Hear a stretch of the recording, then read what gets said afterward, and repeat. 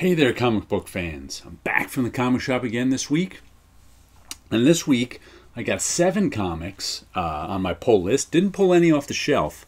But I also got 2 books and a back issue in the mail. A back issue, imagine that. But first we'll start with a couple of my top of my printer museum comics for the week. I keep them on top of my printer and look at them all. We got Usagi Yojimbo. What number is this? 29, the Dark Horse. I looked up the year on this because, look, this could be this month's Usagi Yojimbo cover, but it's from 1999. 23 years old this comic is. I was like, wow, doesn't seem that old. This one's much older. Iron Man 26, what is this, the early 70s? 1971 or something. And this is Don Heck. And who was Johnny Craig, I think, was the inker? Not the greatest cover of all time, but one I didn't even know was in my collection. Couldn't have even told you at Iron Man. I just have a few of these earlier Iron Man issues, and I don't know which ones generally. So, I recognize the covers when I see them, but I don't even think I recognize this cover. Don't know when or where I got it, but had that one out to look at. Those 2 were on top of my printer to give a look to. Let's see, what's our comic shop? I actually added 3 series to my pull list from Comic Shop News. I can't remember 2 were from Boom. One was the new Jeremy Juan one that he's writing. The other was the new Charles Adler book that he's writing. I think they're both coming out in October. Or Charles Adler's drawing, I should say. And the third was, I think AWA is putting out a book called Gatsby. So, of course, I'm getting that one. Which is about new, hip, young teen Gatsbys or something. I don't know. But I found those in Comic Shop News last week or 2 and finally said, I better drop this off with with Roy at the comic shop and tell him to order them for me. So we'll see what we find in this one. Who knows? And first we'll show you some comics, then we'll show you the books and back issue. Time Before Time. Ooh, I just thumbed the back a little too hard, but nothing broke. Issue 16. Didn't even know what issue it was. Our time travel story with mobsters and time travel and people running from them. Oh, and there's even a little robot from the future in this one. There's our little robot. And usually machines can't time travel for some reason. You can't even bring anything mechanical with you. But this robot was from the future and somehow was able to. And now people are after the robot to try and figure out why. Starhenge number 3, Liam Sharp. I've been enjoying this one. Starhenge, the book 1, The Dragon and the Boar. This nice little, I don't even know what's going on in it. Some kind of space opera stuff. I find it kind of very poetic. A little Death Dealer action. I'm not sure what all those monsters are. It takes place in the future. There's some war between... The book I've been comparing it to is Moonshadow. Just in its kind of lyricism, not in its content. But I enjoyed the first 2 issues, so I'm sure I'll enjoy the 3rd one. Spawn number 30, nice cover there. I buy this one because it's the last $2.99 book. Otherwise, it's just another Spawn story. Big Spawn war going on.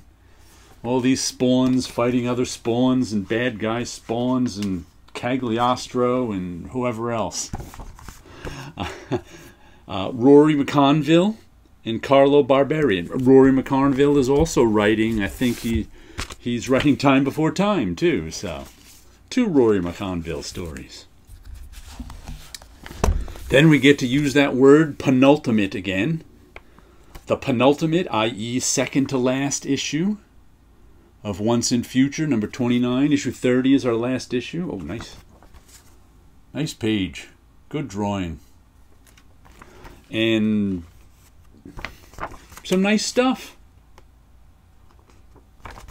This is our fairy tale story where all these fairy tale characters from England are coming real, and half of England got thrown into the fairy world and this and that, and they're trying to find a way out of it to turn things around. It's been a fun ride for 28 issues. We'll see if 29 and 30 are fun. I hope so. Then we got a little Mind Management bootleg, issue number 3. Does this have a different? This has had a different artist for the first. Yeah, I think it has a different artist every issue. Now we've got art, colors, and letters by David Rubin. The last issue, I think, was Matt Lisnowski. I can't remember who the first issue was. Blam! A little Charlie Brown shirt action. I really loved the original Mind Management series. This one's been okay so far. It hasn't grabbed me like the first one did. But I think I'm enjoying the change of artist in every issue. We'll have to see if they can keep that up and what they get with that. Image's 30th anniversary. What's this, issue 6? There's a big 6 on it, so maybe that's issue 6. Or is that not? What is that? It's just issue 5. I don't know what that letter is. Is that a D? Why is there a D? This cover just confuses me. Besides not being that attractive, and we have this whole list of stuff in this anthology that's going on. We always get this flip to that. There's always a Dean Haspiel last page. And usually Scotty Young has a 2-page thing going on. There we go. Then we've got some stories that are going right, like The Blizzard by Jeff Johns, Andrea Moody and Rob Lees, going right through the 12 issues. Then the Dutch, part 1 of 3, so that's only going through the next 3 issues. Stupid Fresh Mess by Scott. Oh, that's the Scotty Young one. So he's having, 2 pages in every issue. Red Stitches, part 4 by Blendon Fletcher and Eric Hare Henderson. That's going all 12 issues. So they got a whole variety of stuff in here. It's been okay. So it hasn't blown me away, but there's stuff I like anthologies in general, though, just because I like a variety of stuff. Even if it's a variety of mediocre stuff, it's like, at least it's a variety. Then we got, is this our last one we got? I think so. The Dead Lucky, issue 2. This is another one of the Massive Verse from the Radiant Black series. And the first issue was just I decided to give it one more issue to see if it would make it. Who is it by? Flores. Melissa Flores is the writer. French. Carla Magno is the artist. Mattia Iacono is the colorist. Becca Carey is the letterer. We'll see. Like I said, I don't even remember what the first issue was about.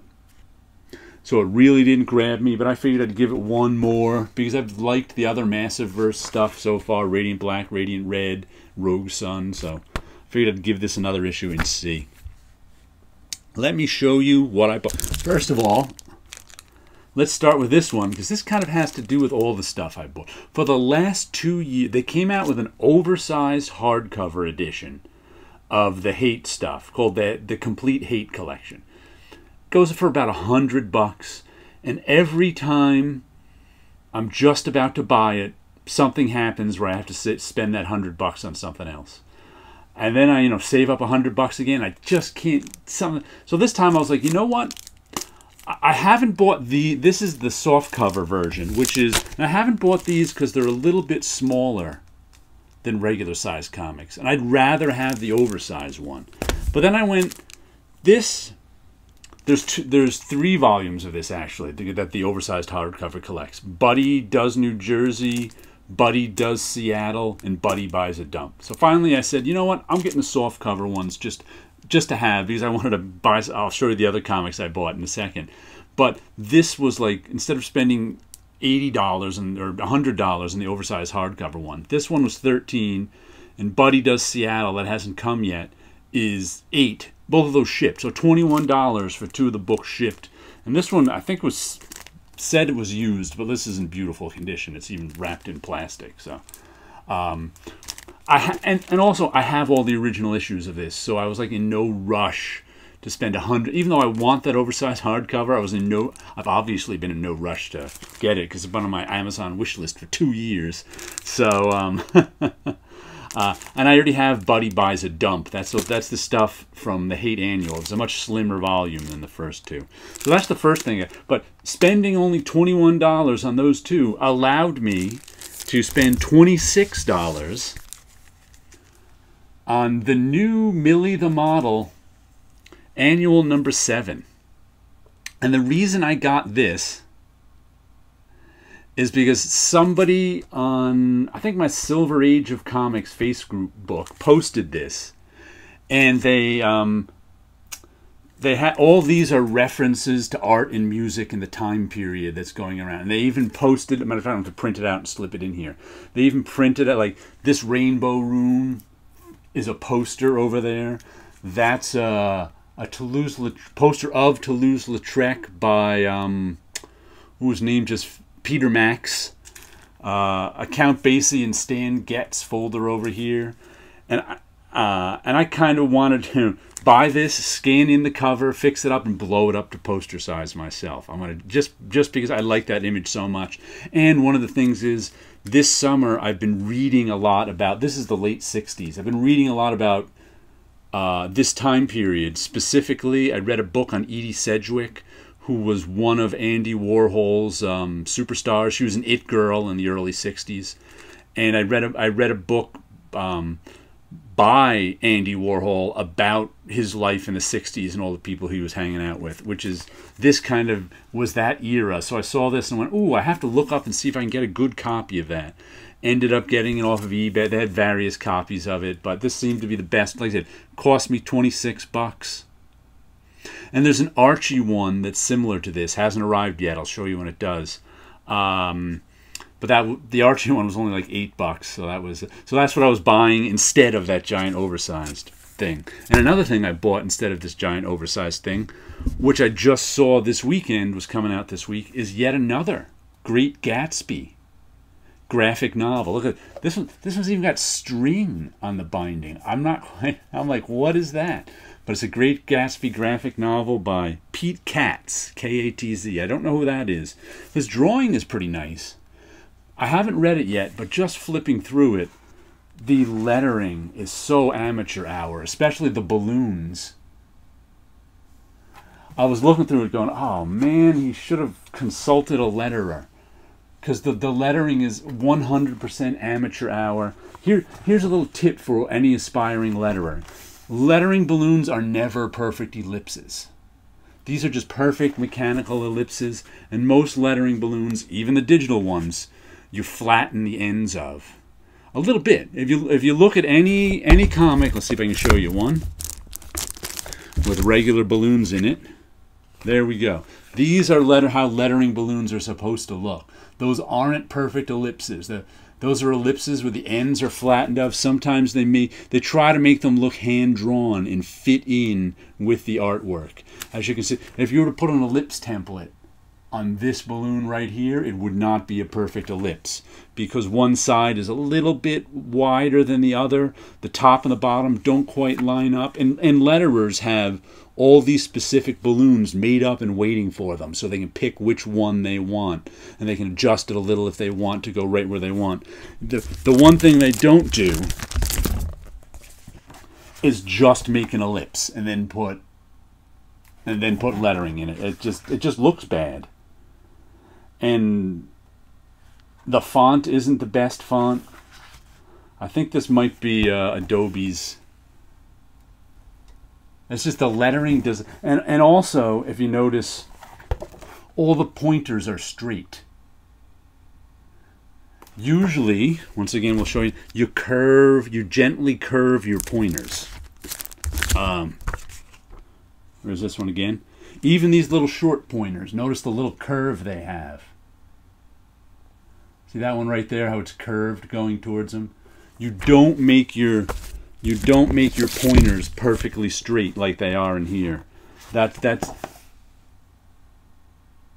are amateur hour pointers because they don't look visually pleasing.